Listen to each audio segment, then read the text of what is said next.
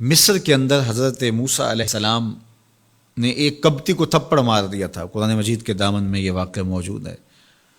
تو آپ کی جلالت اور آپ کے زور کی تاب نہ لاتے ہوئے وہ وہیں ڈھیر ہو گیا اور اس کی موت واقع ہو گئی۔ تو مصر کے حالات کشیدہ ہو گئے اور حضرت موسیٰ علیہ السلام کو مصر چھوڑنا پڑا۔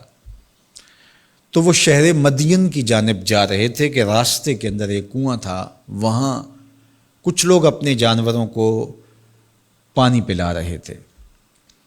تو حضرت موسیٰ نے دیکھا کہ دو پردہ دار خواتین ہیں، وہ اپنے جانوروں کو ایک سمت لیے کھڑی ہیں۔ سمجھ گئے کہ مردوں کے ہجوم میں آنا نہیں چاہ رہی، ان کا حیا مانے ہے۔ تو آگے بڑھے اور ان کے جانور ہانکے اور ان کو سیراب کیا اور پھر ان کی جانب ہانک دیے۔ وہ واپس گئیں اور اپنے والد بزرگوار سے کہا کہ ایک سال نوجوان جس کی آنکھوں میں شرم و حیا تھا، اس نے ہمارے ساتھ یہ مہربانی کی۔ تو ان کے والد گرامی نے کہا کہ جاؤ اس کو بلا کے لاؤ۔ قرآن مجید میں اس کا ذکر کیا گیا۔ فجاءتہ احداہما تمشی علی استحیاء، ان میں سے ایک خاتون حیا میں سمٹی ہوئی حاضر ہوئی۔ اس نے کہا کہ ہمارے والد گرامی آپ کو بلاتے ہیں، آپ نے ہمارے ساتھ جو مہربانی کی ہے اس کا وہ اجر دینا چاہتے ہیں۔ تو حضرت موسیٰ علیہ السلام ان کے ساتھ چلے گئے، اور جب گئے تو یہ گھر تھا حضرت شعیب علیہ السلام کا، اور یہ صاحبزادیاں حضرت شعیب علیہ السلام کی تھیں۔ تو اس خاتون کا شرم و حیا کے ماحول میں حضرت موسیٰ علیہ السلام کو یہ کہنا اور چل کے اس انداز سے آنا، قرآن نے اس کی حکایت بیان کی ہے۔ تو خدا کو پسند ہے کوئی خاتون حیا کے ماحول میں آئے تو اللہ اس کی آمد کو اور اس کے آنے کو قرآن کا عنوان بنا دیتا ہے اور قرآن کی حکایت بنا دیتا ہے کہ جو خاتون حیا کے جوہر کی مالکہ ہو وہ اللہ کو کتنی اچھی لگتی ہے۔ اللہ اکبر۔ حضرت نبی اکرم صلی اللہ علیہ وآلہ وسلم کا فرمان حیا کے حوالے سے، الحیاء من الایمان، حیا ایمان سے ہے۔ تو جتنے بھی ایماندار لوگ ہیں وہ پھر حیا کے جوہر سے مزین ہوں گے، مالا مال ہوں گے۔ آپ دیکھ لیجئے سب سے بڑے ایماندار تو میرے اور آپ کے آقا مولا ہیں، اور حضور کمواری لڑکی سے زیادہ حیادار تھے۔ باقی حضور کے اصحاب دیکھ لیجئے، ان کا حیا اور حضور کی ازواج مطہرات کا حیا دیکھیے۔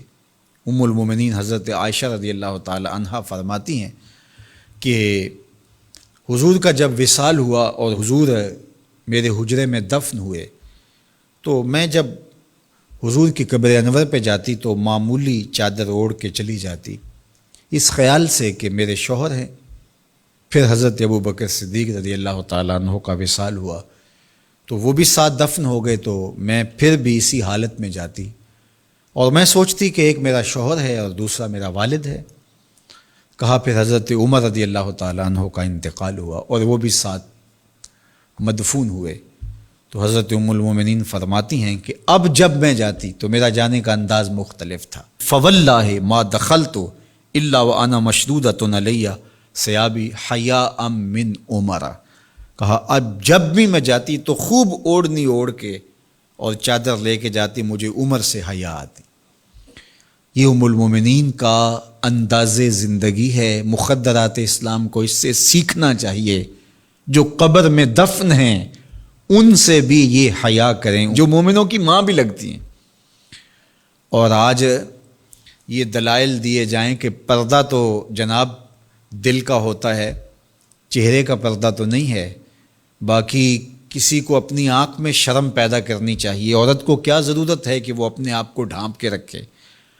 اب ام المومنین کا عمل یہ ہے کہ فرماتی ہیں کہ میں اپنے آپ کو خوب سمیٹ کے جاتی حیاء من عمر۔ عمر قبر میں ہیں لیکن ام المومنین فرماتی ہیں مجھے پھر بھی حیا آتی۔ اور حضرت سیدہ طیبہ طاہرہ حضرت فاطمہ الزہرا رضی اللہ تعالی عنہا نے کہا کہ عورت کے لیے بہترین پردہ یہ ہے کہ اس کو کوئی غیر مرد نہ دیکھے اور وہ غیر مرد کو نہ دیکھے۔ تو جب یہ ہمارا دین ہمیں سکھاتا ہے اور حیا کا یہ سبق دیتا ہے، بڑوں سے حیا کرنے کی تلقین کی گئی، اللہ سے حیا کرنے کی، اس کے رسول سے حیا کرنے کی تلقین کی گئی۔ صحابہ فرماتے ہیں بعض اوقات ہم کچھ پوچھنا چاہتے ہوتے تھے اور حضور کے حیا کی وجہ سے ہم ایک عرصہ تک وہ بات نہیں پوچھ پاتے تھے۔